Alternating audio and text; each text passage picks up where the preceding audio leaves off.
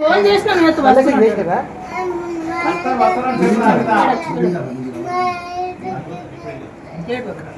Sir ఏమన్నాడు?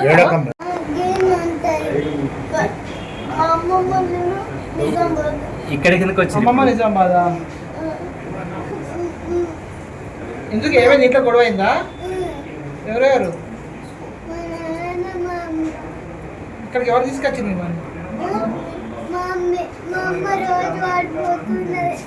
మమ్మీయా?